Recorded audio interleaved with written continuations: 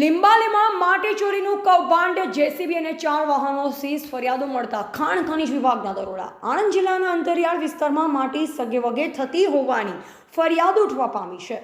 મહી નદીમાં નાવા પડેલ 4 જેટલા લોકો ડૂબીને મૃત્યુ પામ્યા બાદ વિવાદમાં આવેલ ખાણ ખનીજ વિભાગ સફાળું જાગ્યું હોય તેમ માટી ચોરી કરતા ભૂમાફિયા સામે લાલા કરી છે. આ અંગે મળતી માહિતી મુજબ આણંદ ખાણ ખનીજ વિભાગ છેલ્લા કેટલાક સમયથી નિષ્ક્રિય બનતા ઓવરલોડ રેતી ભરી વહન ખનન કરતા તત્વ બેફામ બન્યા છે.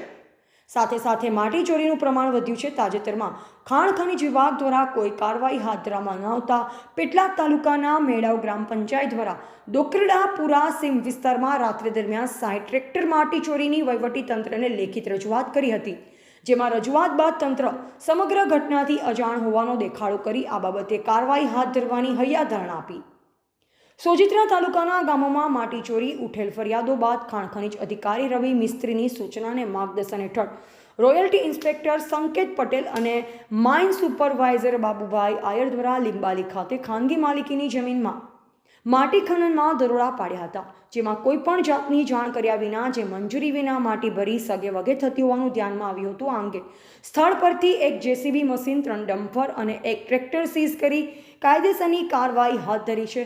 બધા વાહન ડિટેઇન કરી સોજિત્રા પોલીસને સોંપ્યા છે. TV18 ન્યૂઝ નેટવર્ક સાથે બ્યુરો હેડ બસર ચિસ્તી, આણંદ, ગુજરાત.